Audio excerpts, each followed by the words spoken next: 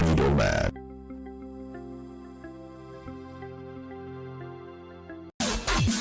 Middlemen.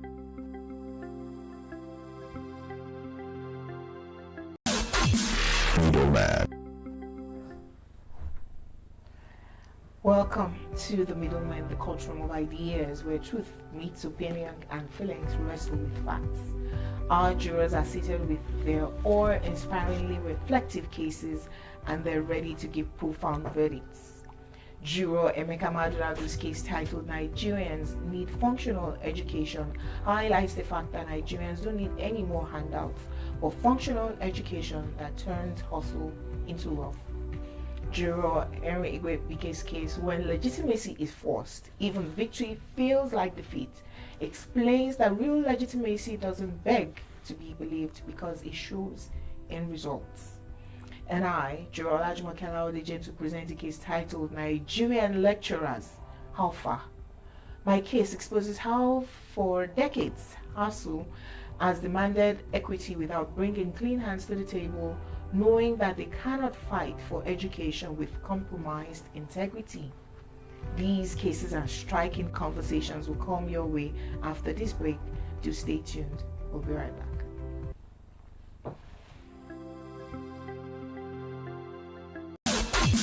Middlemen.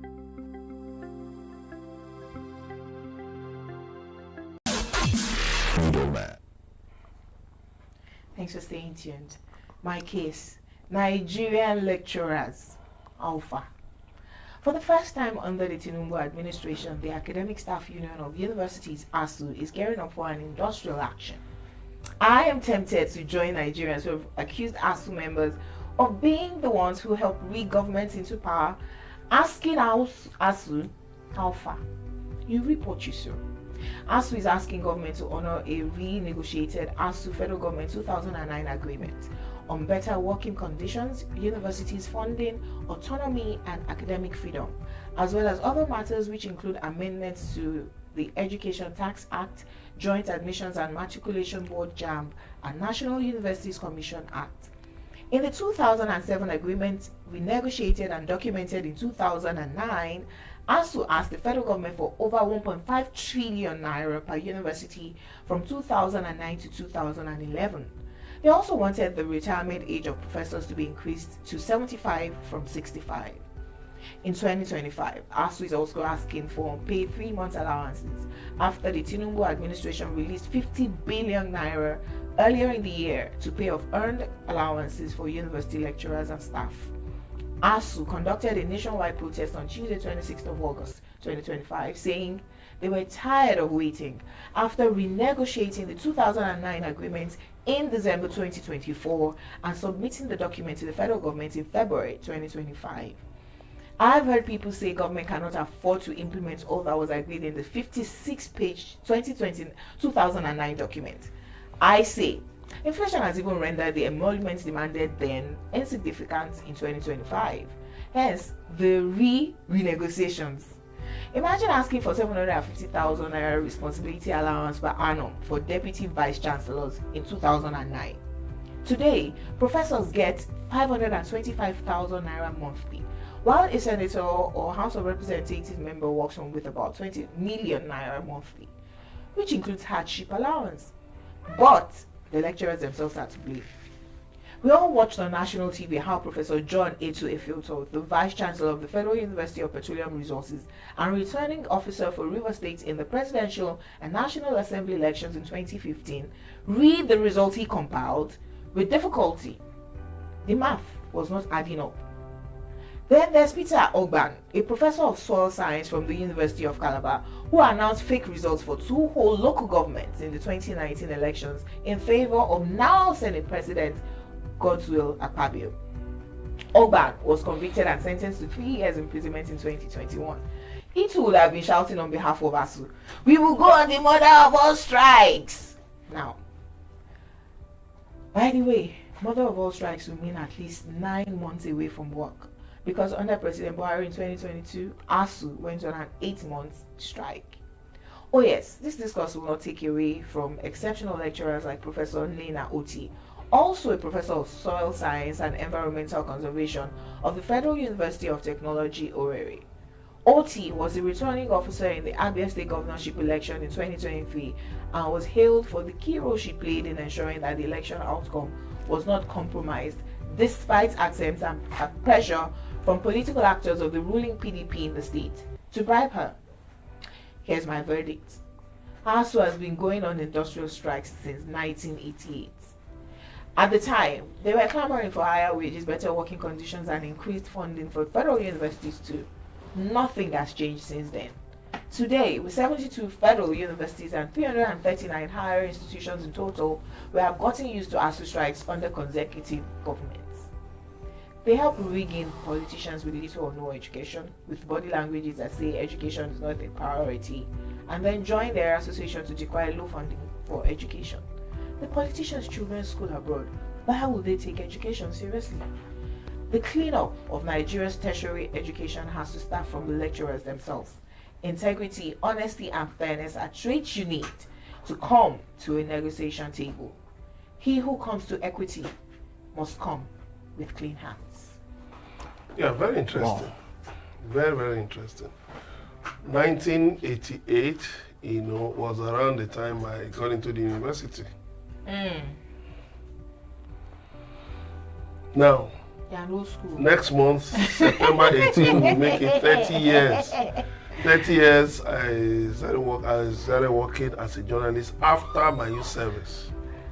So you can imagine what it's been like. So it means that, I have witnessed ASUU strikes, for as long as ASUU strikes have lasted. I think now there's a need for a change of strategy. ASUU is doing well. What we do respect to them, their demands are legitimate.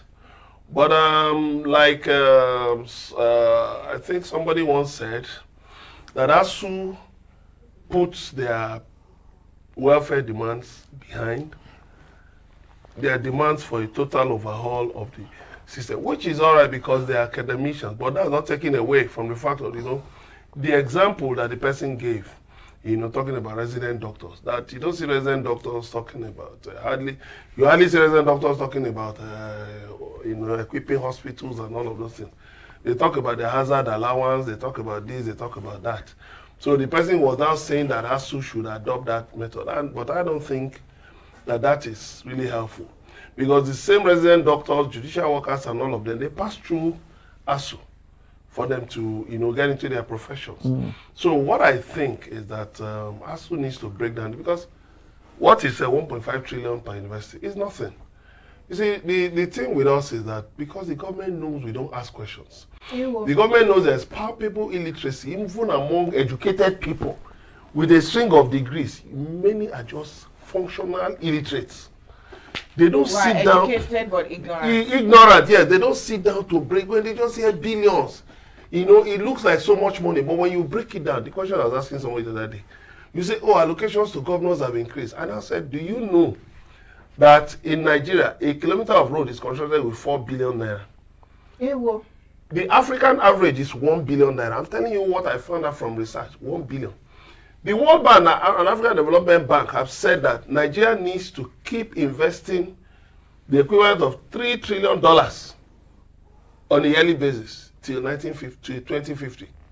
So if you're talking about 1.5 million naira, where will Nigeria get the money? We may say we have money, but let me tell you, it is all a lie. Because do you know what? A lot of those vehicles, you see them buying all these things on credit too. I'm telling you, on credit. If you know how many auto dealers have shut down, how many suppliers have shut down, because one governor came, bought 50 vehicles, gave judges, gave traditional rulers, gave this, gave that. At the end of the day, he maybe paid 1/4 of the money. When another governor came, he said, it's not my, am I the one who bought it? I don't know about it. And they close down. So a lot of all these things you see flash, he just credit. He just shine, nothing to show. ASUU should find a way to break down their demands so that at least the ones that can be easily reached within at least reasonable time can be reached? Well, for me, I sincerely think that finally the chicken has come home to roost. Yes, that's what it looks like right now. As much as we blame the government, a whole lot should be blamed on our academia, especially our professors who have been made returning officers to INEC and so on and so forth. And you reap what you sow. That is basically what it is. This reminds me of, this might be similar, Taribo West. I remember prior to election, he was one among those that was praying fervently and saying that Tinubu is a godsend. And everybody shouted amen. Now my child can never be. You will campaign for him. Where is Victor Kweba? Even if Buhari had the deal, after the weekend, we'll vote for him. You know, so sometimes we should be very careful what we wish for, what we pray for. Yeah. You understand, and what we desire, because sometimes what goes around comes around. It always comes around. Be careful what you pray for. You may get it. Because nature, right? Nature is like water. It finds its balance every time. So as much as you try to skew it to whatever, it is malleable, right? But it has a way of retracting itself and getting back to the level where, of course, if you didn't do well, it will flog the nonsense out of you. And that's what we've seen with our professors, with ASUU. Ghana, for example, the average starting salary for a Ghanaian professor is 15,000 Ghanaian cedis, which is $1,200, which is 1.8 million naira. Jesus. That's what an average starting for a Ghanaian professor. In Kenya, a starting salary for a professor is 170,000 Kenyan shillings, which is $1.2 thousand dollars. Right, so it's average about 1.6 million naira. That's what a professor makes in Kenya, in Ghana. But look at Nigeria. That is being accused of being the most corrupt country in Africa. With Ruto and all of that. Everybody are President Ruto. But you know the thing with those countries is this. They take education as a serious business. Even in their corruption. Let me tell you, just like a man, I'm sorry, I don't mean any offense, but just like a man, has a wife, he has children, he takes good care of the wife, clothes her very well, takes good care of her, takes good care of the children, but has branch offices here and there. Right? Has branch offices here and there. And tell the branch offices that the main house is the most important one. No, the headquarters. Don't play with my headquarters. Don't play. So while so when you accuse him, he will tell you, is my wife complaining? Are my children complaining?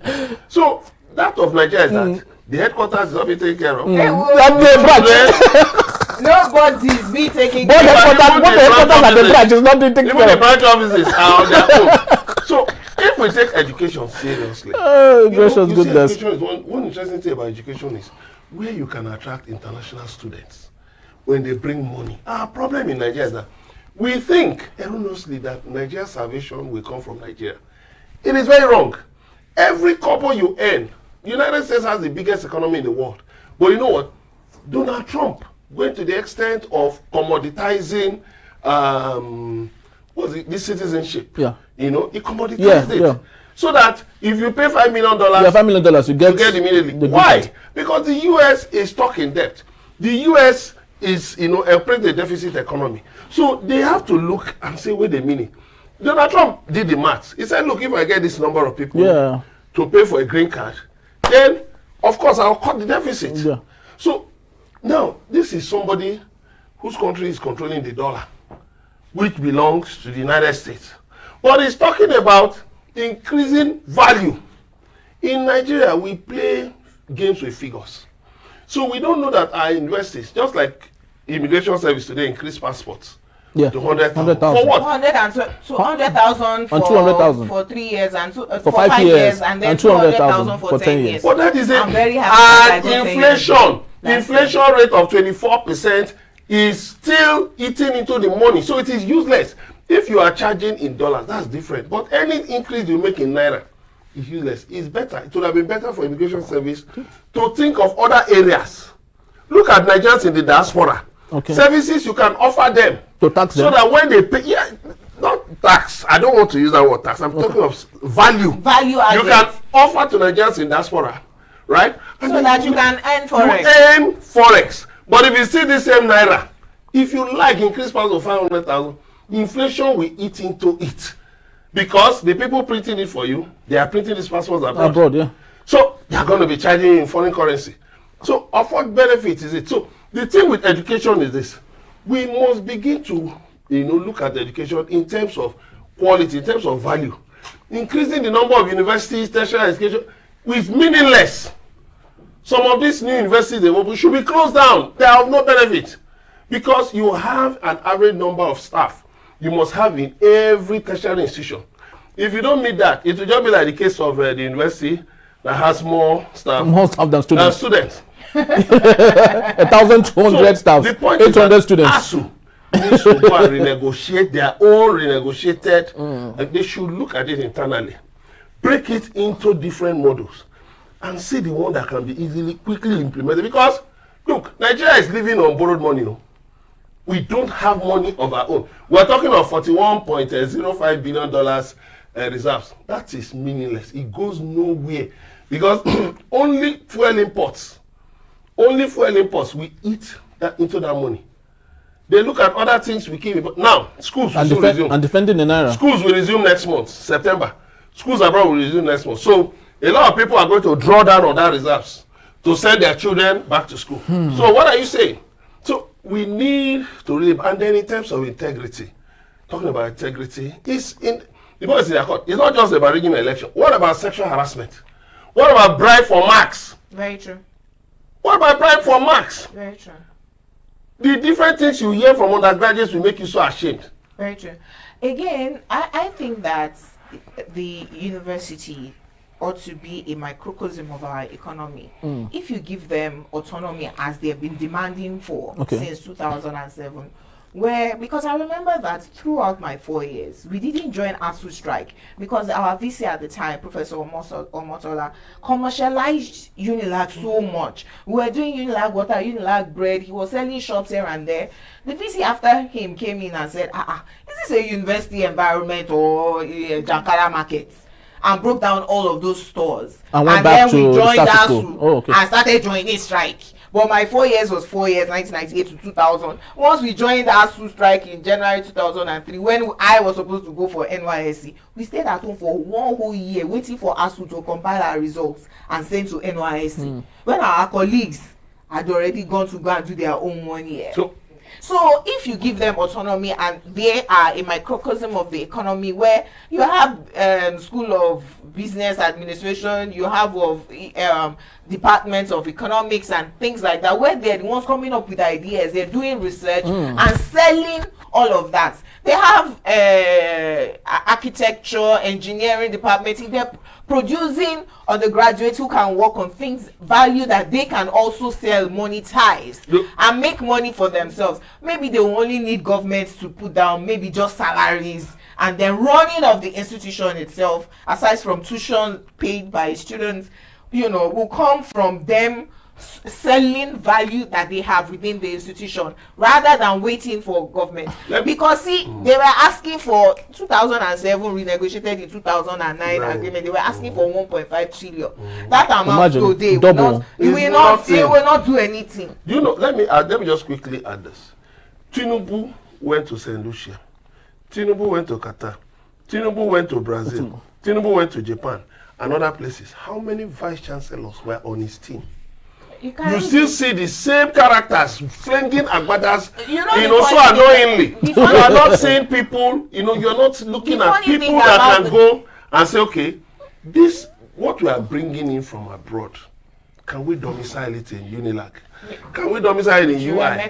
Can we go? What's more annoying about those people flinging agbada is that they enter the same plane with him. That one is and then they come and welcome him. You people are going from the same country, then you come down, because there is no intellectual content. It's a comical one, just to end this. A viral video, I think it's Federal University of Technology, Akure, or one of those federal universities. A student of engineering said their KVA generator broke down. And rather than the professors of mechanical engineering and electrical engineering, the faculty coming together to repair, they went looking for one roadside If I'm a vice chancellor, that will never happen. That will never happen. So anything in your faculty, you must fix it. Or else. Oh, reminds me of when I was in my diplomacy. I was class rep in charge of microphone. Yeah. One day the mic did not work. Professor Oyebo, they looked at me and said, "It looks like that's your mass comm undergraduate. They didn't teach you how to do microphones to work." On this point, we'll take a quick break. And when we return, Juror Emeka Madunagu will be here to present his case titled Nigerians Need Functional Education. Pretty much like what we have discussed. Just stay tuned. We'll be right back.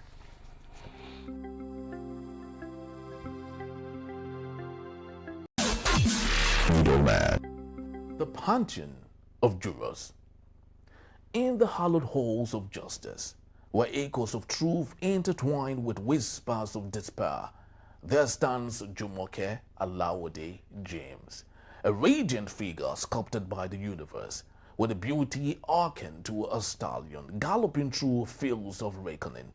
Clad in the armor of eloquence, her voice pierces the thick veil of complacency, unraveling cases that cradle the very essence of Nigeria's collective agony.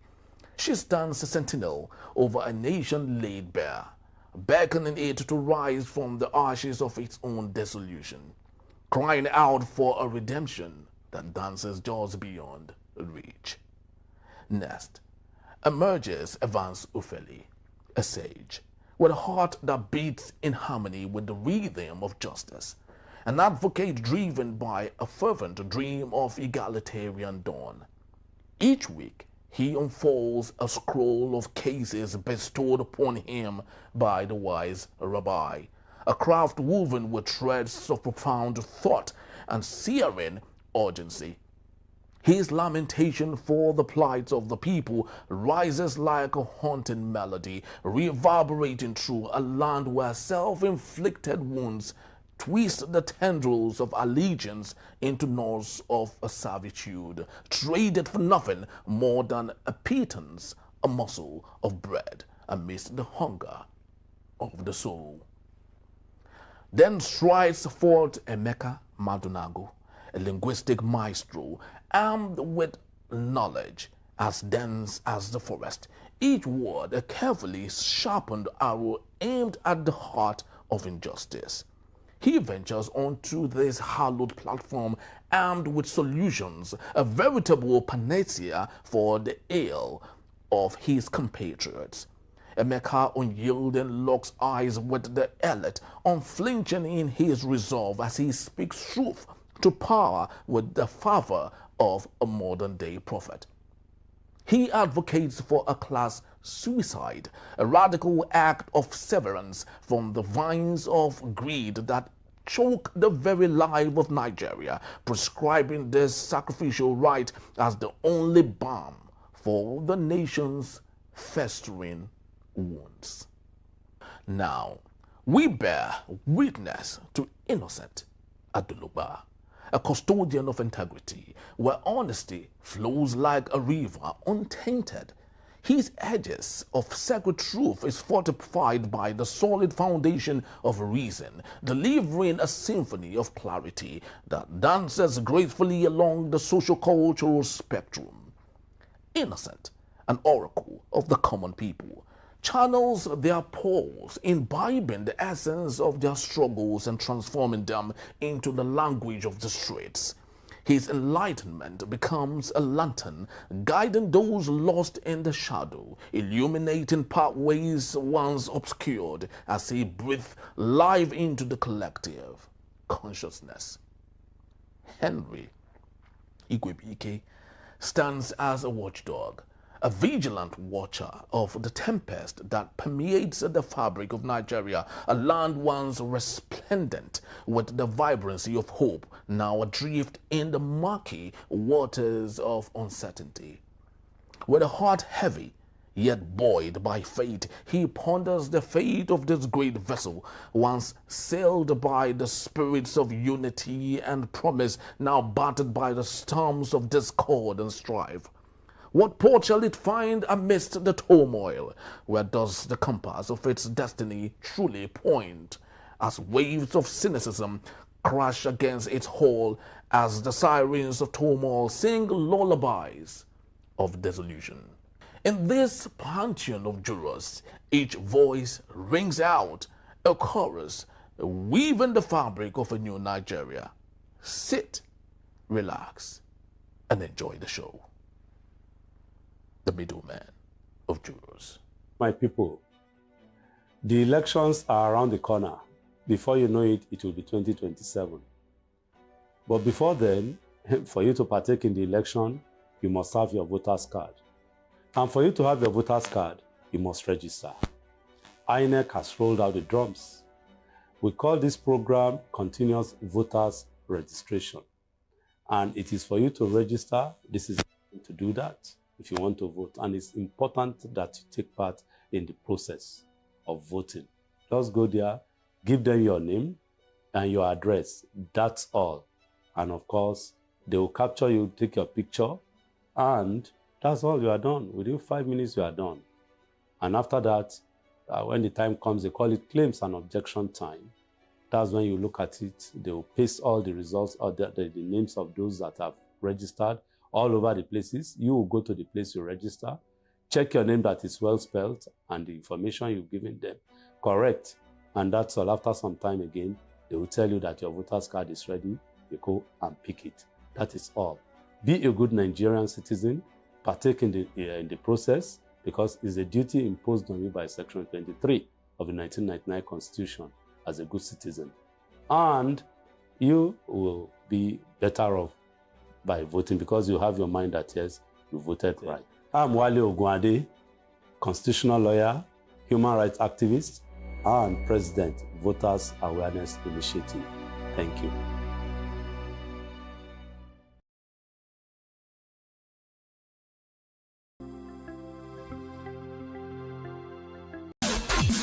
Middleman.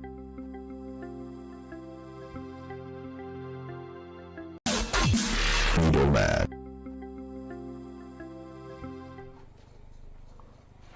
Thanks for staying with us. My case. Nigerians need functional education. I had reason to spend hours at Tejo Show Market in Yaba, Lagos. Over the course of 2 days, I saw and learned so much. Nigerians need functional education. What is functional education? Hands-on, practical, beyond theory. So much wealth resides in Nigerians that is largely untapped. We import so much, but who considers the fact that we can produce exportable goods and services from our imports? For instance, we import bales of textiles from China. But do we consider that garment making is a hot cake around the world? Do we consider that the weak naira gives us the edge to source materials in Nigeria, process into different products and export? Every time you hear politicians talking about empowerment and skills acquisition programs.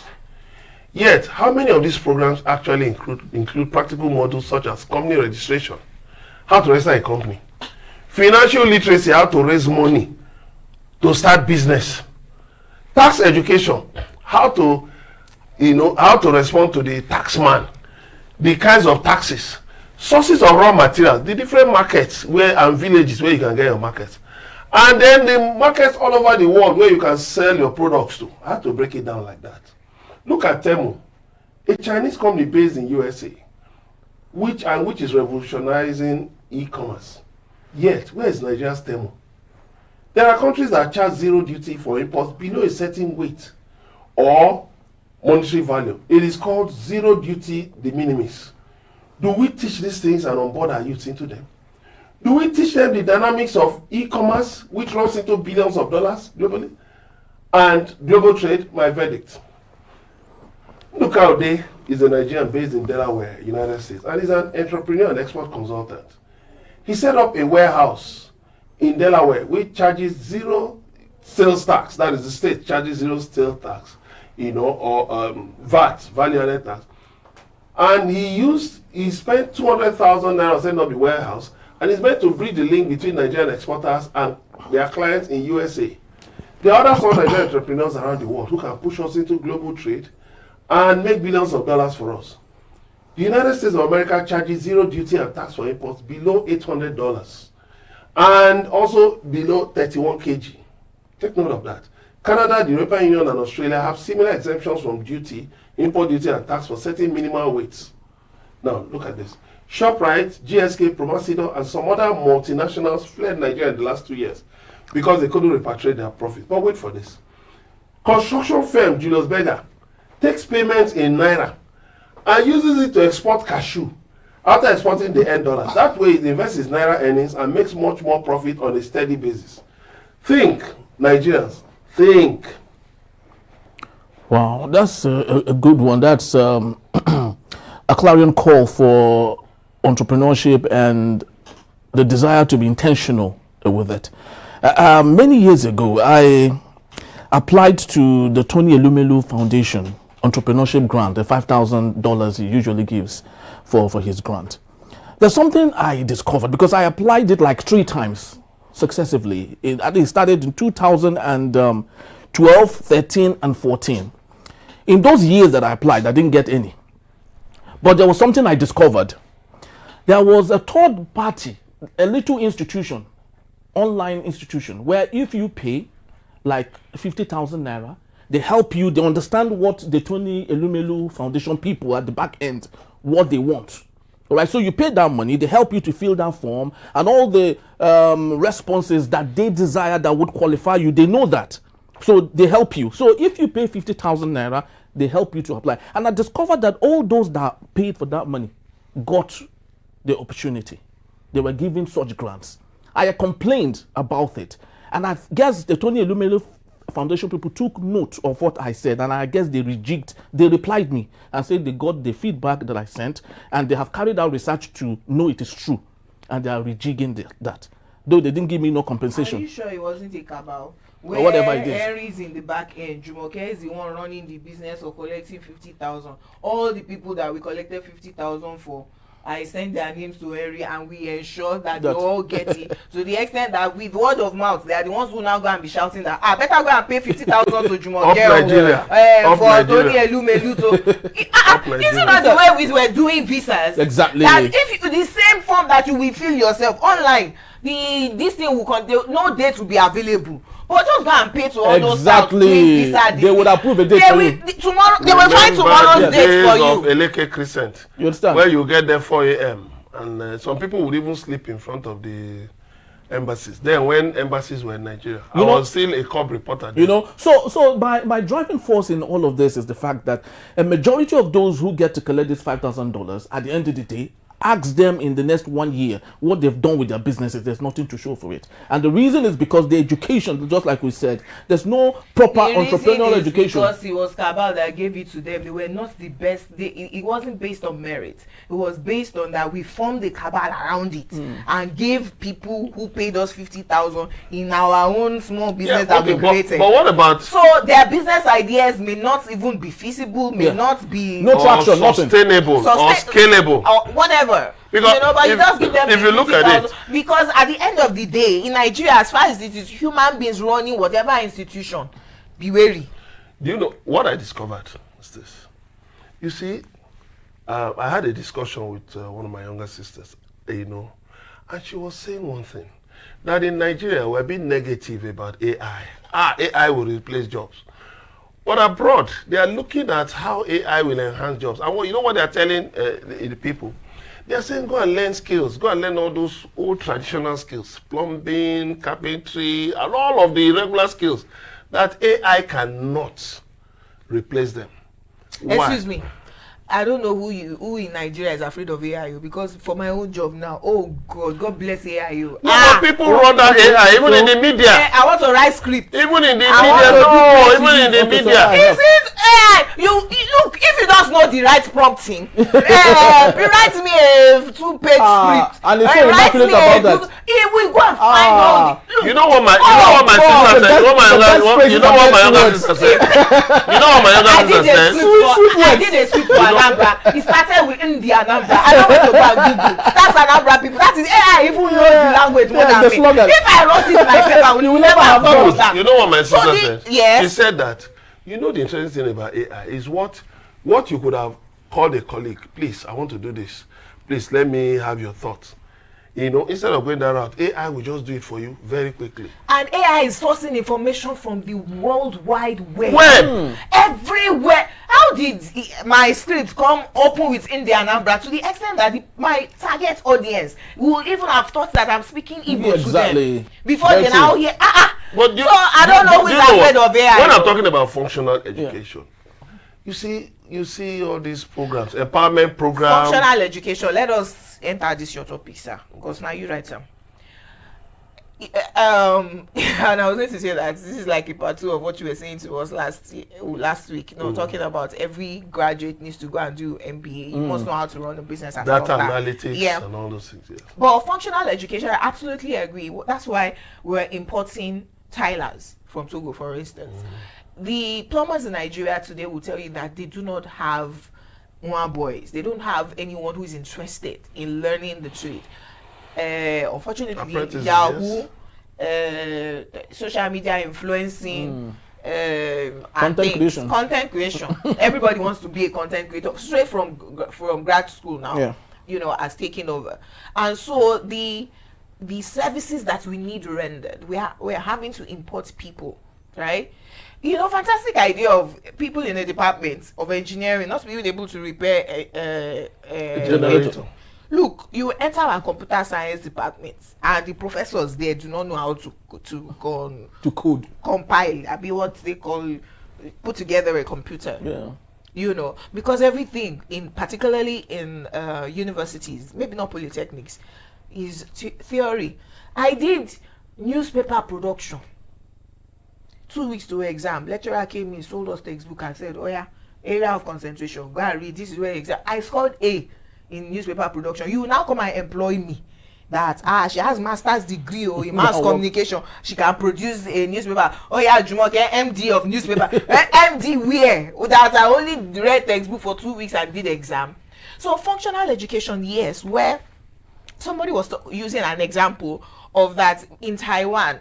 When you're 14, 15 in secondary school, you go for internship in the industry that you are interested in. Meaning, if you want to be a doctor, for instance, from 14, 15, you go and help them in the hospital. Maybe it's to push, wheelchair or safety. You get used to that. When you are going back to school, your mind is already open. And you have already started earning small pay. The small allowance you are getting at 14, 15, even you can now throw it back into your education when you move into higher institutions. Plus, more importantly, you can already, what we will do in SS2 where they say career guidance counseling, you would already have opened your eyes and say, I don't like the sight of blood, I don't want to do medicine, let me quickly go and do computer engineering. So starting from young. And what is more important is the remuneration, right? Where that disparity between universities and polytechnics and somebody that went to go and learn handwork, the way we don't take them seriously is why everybody is running to grad school, and then you produce millions of graduates every year. They come out and they are now saying unemployment. My last thought on this: before the white man came with his formal education, the way we educated our children was, I'm a goldsmith. All my children will learn the trade. My grandmother makes a call or sells cocoa, cola nuts. You will learn the trade, and so nobody will say that somebody is unemployed, because they are family trades that get inherited from parents to children to grandchildren. But we now started saying, formal education, come and learn how to do engineering. You're not teaching us in our indigenous languages. So you say that young boy that cannot speak English, because he failed English, he cannot go to the university. Meanwhile, have you tried teaching him chemistry or physics in his local language? Professor Sophie Oluwole said this thing many years ago, that when she was going to primary 1, she was very excited that she's going to learn the meaning of goats in English, because they originally taught them in Yoruba. So use the language, their first language, to teach them. It opens their mind. There are more expressions, for instance, in Yoruba than there are in English. But you now say, because Jumoke cannot speak English, she cannot go to school, and then abandon her to sewing or hairdressing. There's a lot that our educational system needs to improve upon. But the apprenticeship Which is, not just go to the university and say, oh, I'm learning law, I'm learning engineering. Then you come out, oh, there's no work. Meanwhile, from secondary school to university, you could actually have learned a trade, something to do with your hands that brightens your mind. University is supposed to help you be able to manage, you know, and sustain a business. Or more importantly, it's not just your degree that you need. It's not to read and pass exams. It's to learn what it is. What's your passion? What are you more interested in doing? And then go and learn it hands-on in the industry. So I think we need to, you know, just to buttress what you just said, we need to recalibrate our educational system and the way it should be run. For some of us who are millennials, we did what our parents wanted, not what we wanted. True. Professionally, I read electrical engineering. Although I thought my mother also majored in telecommunication technology. And I can bet you right now, I'm so scared of maths, of mathematics. I did lots of mathematics, further engineering mathematics, Jacobian theory, all of those theories, but I hated it because I knew that communication, media was my thing. After I left school, did my NYC, and now redirected myself to where I wanted. I said I should go and do chemical engineering because he had a friend working in one oil company. I was earning plenty money. And so she wrote chemical engineering my first jam. So I look like an engineer. You know, so where I am actually driving to, Seyi Vodi is a textbook example. He read banking and finance, right? But the so derogatory job, Obioma we used to call it, chaka chaka chaka chaka, you know, sewing, patch, was what he learned, right? When he started, he could only sew the top, not even the trousers, right? But because at that time when he served in Abuja, he felt, okay, let him just use this one to a side hustle to his NYSC. And he knew that people were beginning to patronize his stops, and and he went back to relearn sewing.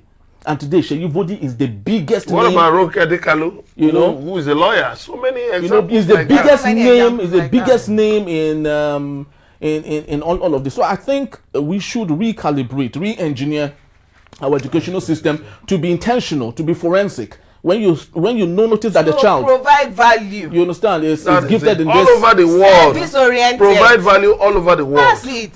That is it.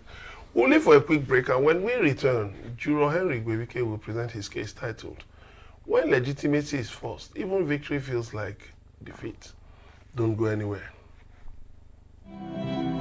The highly anticipated book titled Citizen Jones Selected Prologues is finally here.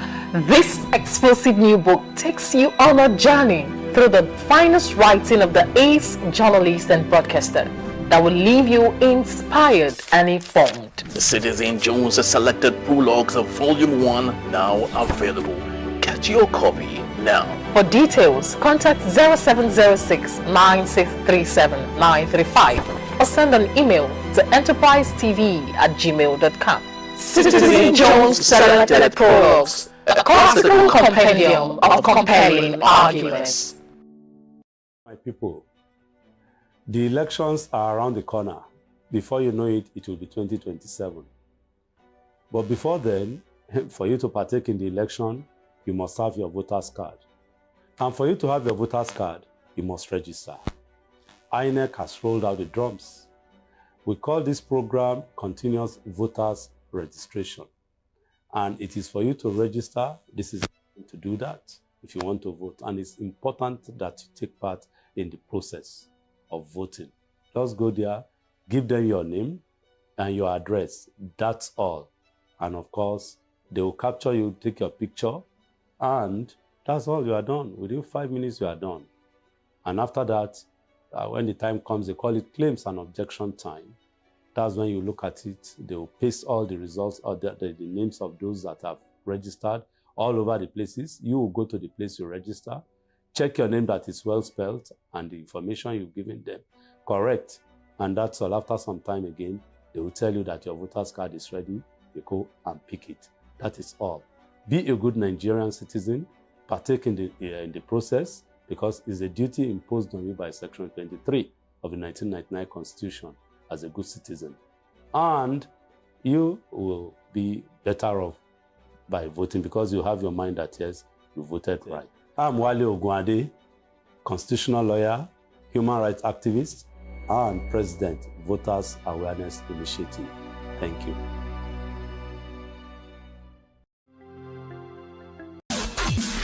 Middlemen.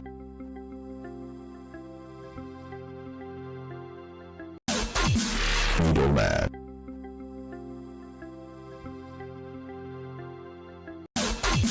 Middlemen.